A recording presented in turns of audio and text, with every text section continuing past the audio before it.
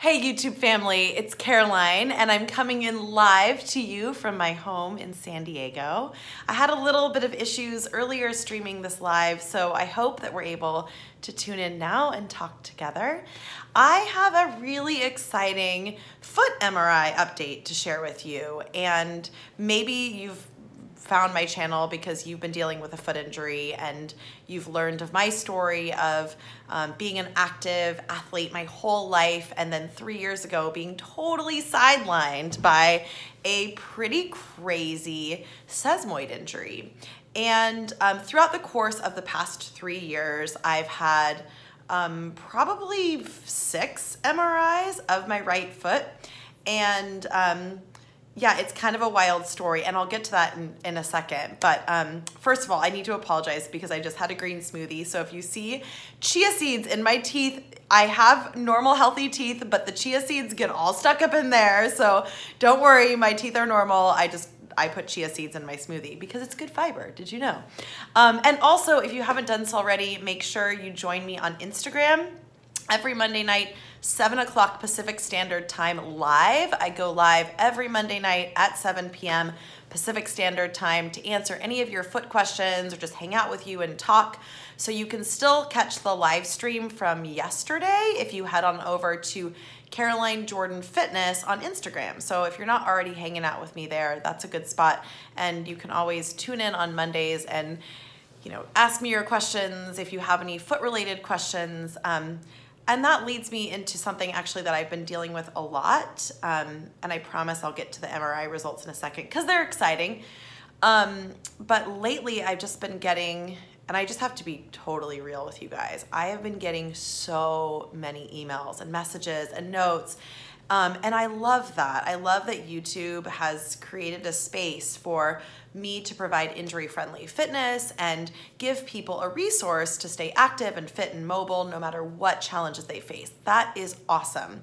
But I'm also a coach, and coaching people through movement is my business and my practice and what I love to do. And lately I've just been bombarded with emails and messages of people giving me their injury history and asking me basically for coaching for free, which I get it. Like, I provide a lot of free resource on YouTube and I want to continue to do so. And I think that it's great that I've been able to grow so many great videos to help people find non-weight bearing workouts and ways to manage injury in a safe and effective way.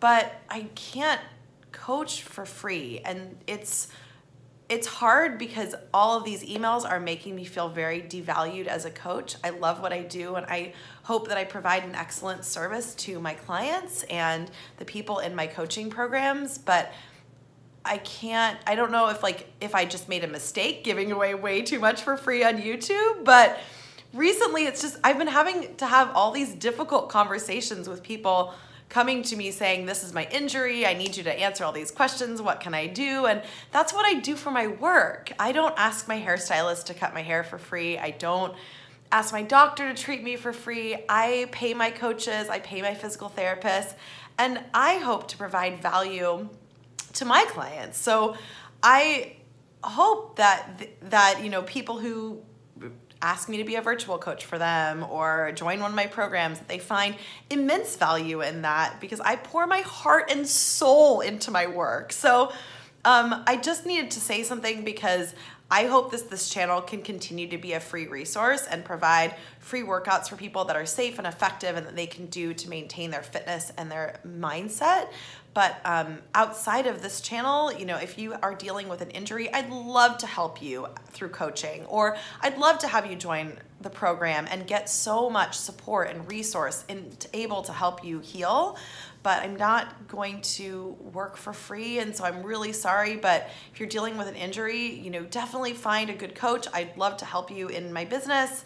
I have resources in maybe your neighborhood that you might want to work with too, but I had to share that because I've been spending honestly an hour a day answering questions of people like, hey, I have a sesamoid injury, what do I do? And I'm like, I know I can help you. I can help you get clarity over the next steps, stages of healing, what to do right now to promote moving forward. But that's what that's my work. So anyways, end rant. I'm sorry for the long rant, but maybe that's actually been an issue that you've dealt with if you're a coach, or you offer a service that your friends come knocking at your door and they're like, well, you're a lawyer. Why can't you just give me advice for free during dinner conversation? You're like, dude, I just got done with my workday. I kind of want to just chill now. Anyway, so that's that. But I love creating things on YouTube. So if there is a workout video that you'd like to see on this channel, if there is a resource that's not been filmed or created, please leave me a comment and let me know what I can make for you. And maybe, your request is something that a million other people are requesting too. So leave that as a comment. Let me know how I can support you through creating more video content on this channel, because I love to create and I love to make videos that really help you in your life. So give me some ideas. I'm always open to requests, and I'd love to film something for you. So anyways, the MRI story. So throughout the course of my injury, I was diagnosed with a sesamoid injury in 2016. And the first couple MRIs said it looks like a possible fracture. Here's the really frustrating thing about foot injuries, and I'm sure you know. No one ever knows how to diagnose them, and you get misdiagnosed all of the time, like all of the time. So anyways, sesamoid stuff is tricky because you can have a fracture, you can have sesamoiditis, you can also have a bipartite sesamoid, which the sesamoid can come in two parts, and the split in between the two parts shows up as a fracture on an MRI. So it is still, to this day, today it's 2019 now, 2016 was 3 years ago. After 5 MRIs, it's still to this day up in the air whether or not I had a sesamoid fracture or sesamoiditis. They just don't know. But it did always show that there was swelling around the sesamoid bone. And that swelling was creating pain, swelling and inflammation. So over the past couple of years, that swelling has gone down, that inflammation has gone down, and the MRIs still show that maybe it could have been a possible fracture. Still, not even the top podiatrists can figure this out. It's amazing how complicated foot injuries are. This is why I created the Hurt Foot Fitness program, because we all need, the people who have foot injuries are actually better at figuring out their own foot injuries most of the time than doctors. No offense, doctors, I'm not trying to knock you, but because we're in it and we want our feet back so bad, we're constantly digging into are you sure this is what I have? Maybe I have something nerve related. Maybe it's something, it's just, I think we're better advocates for our own results and healing than the doctors are, which we should be. So anyways, my foot always came back as possible sesamoiditis, possible sesamoid fracture. We don't know. It just inflammation down there, and that's why she's in pain.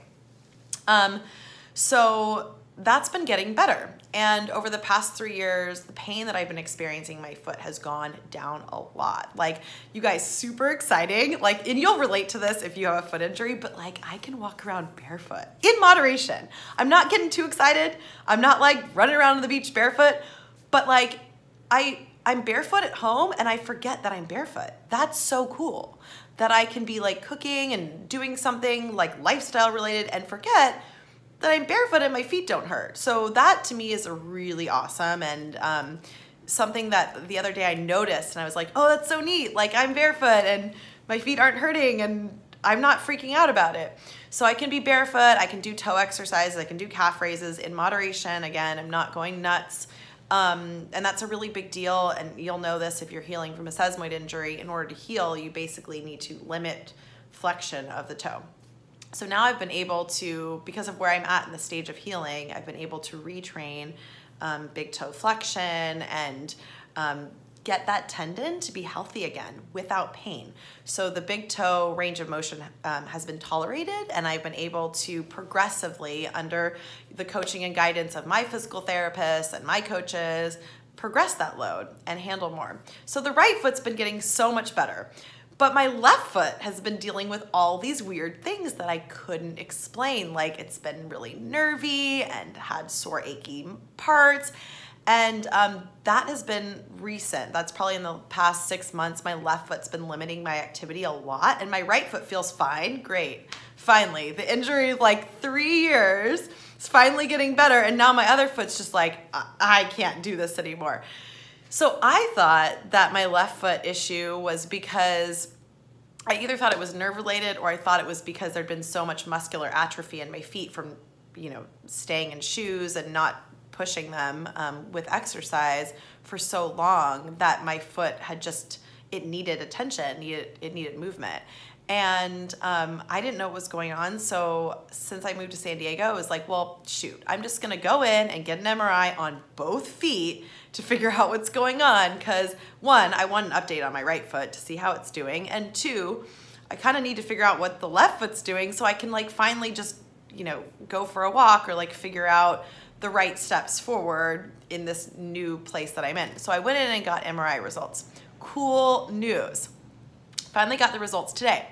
So my right foot looks like it's getting a lot better. Cool. There's still like a little bit of swelling around the sesamoid bones, and it still looks like a long time ago I may or may not have had a fracture. Still. So the doctor was like, it looks really good that the right foot the swelling has come down and whatever you're doing is working, so keep doing what you're doing. The exciting news too is there's no signs of AVN, avicularis necrosis, which means the bone is dead, because if that happens, then I think the only option to get rid of pain can be surgery. So hopefully, that's not happening, so that's cool. So I have no AVN, and it's just all of the like toes of my foot look good. And then my left foot, this is really surprising to me, you guys. He said there's just not really signs of anything much going on in my left foot, which is weird because I feel a lot of sensation in my left foot, and I'll get to that in a second. But he said there's just like normal wear and tear of someone who's, uses their body, and that there may be some bruising on some of the bones just from like pushing off a wall or like being super active.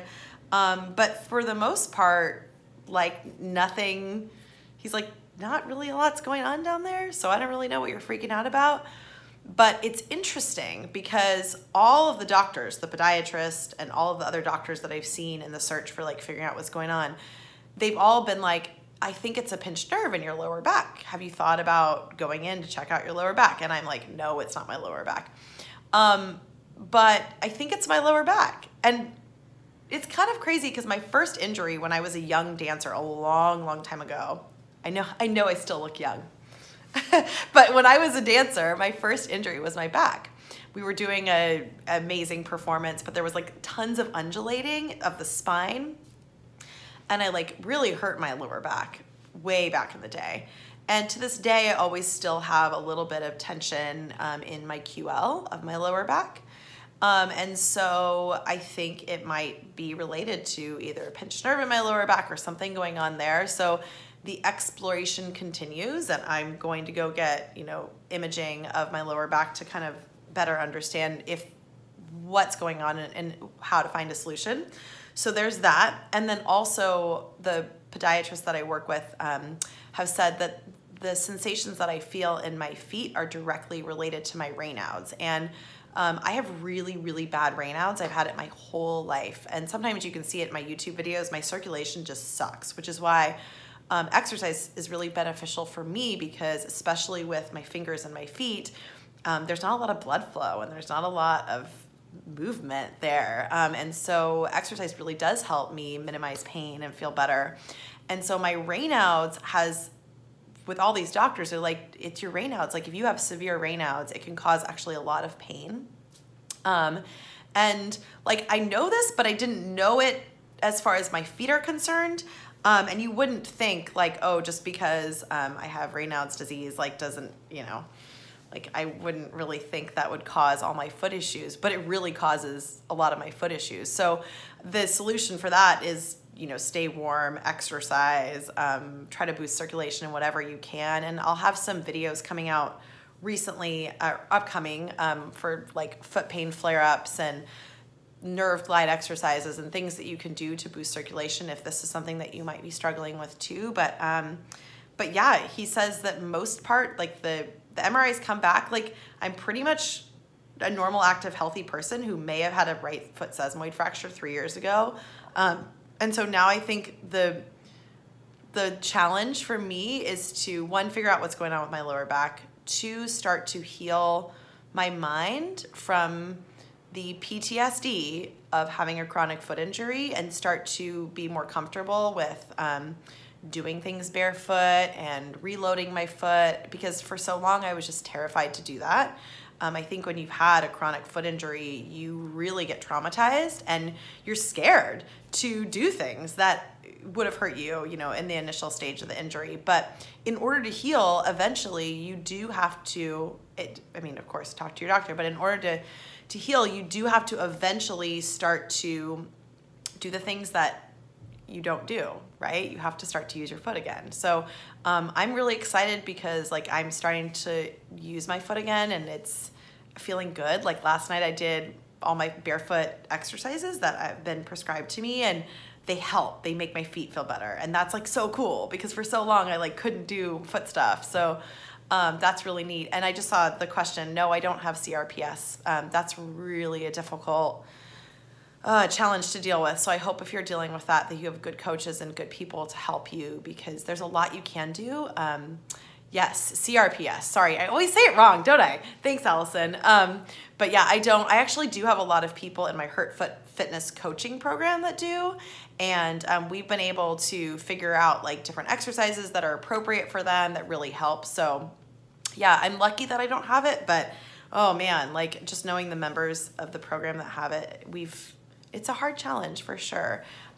So anyways, I guess my next steps are start to reload my foot, start to work on the harder mental and spiritual work of like letting go of fear and, you know, accept, like just being more comfortable, healing. Like I think a lot of my healing has to do with mindset now, and just like letting go of the trauma of an injury and trusting my body again. And that's like really scary and hard because you're so used to being hurt and in pain all the time that like being barefoot is like treacherous. You're like, am I supposed to do this right now? I don't know. Am I going to hurt something? Am I going to like, is it going to get worse? Like all those things. And starting to relearn. And I think the only way you learn to trust your body again is by doing the things that scare you with good coaching. Like check with your doctor before you take any of this or any exercise advice. That's my disclaimer for you today. But yeah, it's cool. It's cool to have the affirmation that my feet are like a normal, healthy, active person's feet. And I'm sure if anybody actually had an MRI of their foot, they'd find like a whole bunch of fun party things in there.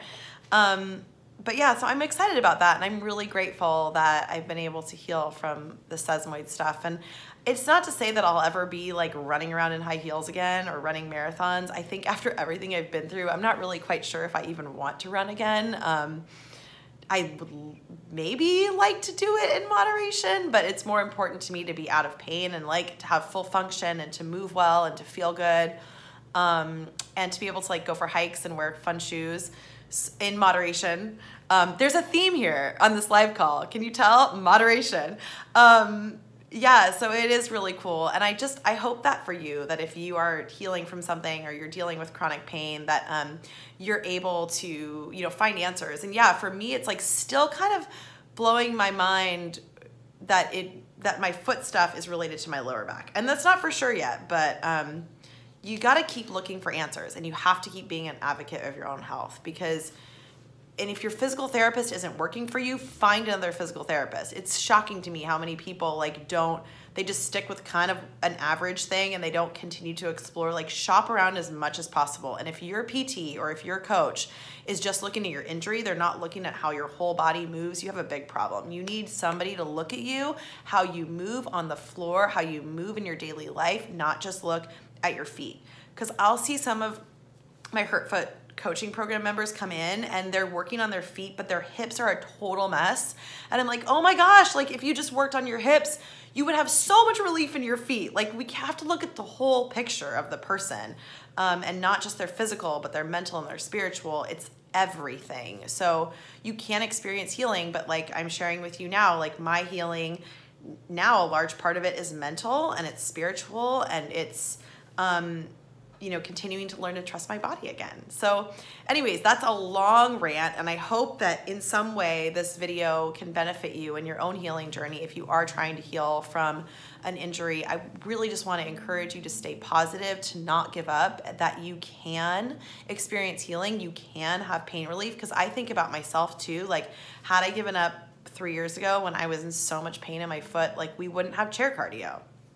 And we wouldn't have the Hurt Foot Fitness coaching program, you know, and I wouldn't be in San Diego because I wouldn't have moved to like be here in warmer weather and have like less stress in my life. So there's a lot of good things that can come out of our challenges, and you gotta keep the faith and know there's light in the tunnel and lean on people who can support you, find good coaches, find a support group. My Hurt Foot Fitness program is awesome. Like, I'm not joking. If you love the YouTube stuff, you're gonna love this because it goes so much deeper and it allows us to hang out together. But you have to help yourself and invest in it because you're worth it. And if you can get to the other side of all of the challenges, you'll be so grateful that you put that time and effort into not giving up and to finding answers and to continuing to try things and be an advocate for your own self. So nothing is permanent. The only thing we know for sure about life is that everything changes. So I know my feet have changed, and I hope that, you know, if you're dealing with something in your life that you need to change too, like, have hope, because the leaves will turn. They will, and there's always another season around the corner. So I'm just sending you so much love, and thank you for listening to all of my sagas and my stories, and I'll keep giving you updates, especially after I figure out what's going on with my back. But until then, I'm gonna practice my calf raises in moderation and start to learn to trust my feet again. So I'm sending you love, my friends. Go tune in live on Instagram every Monday, 7 o'clock Pacific Standard Time. We can hang out there and talk there too. You're also all blessings, so I'm seeing some comments pop up. And yay, all right, you go have a great rest of your day, and I'll see you on Instagram next Monday. All right, peace, friends.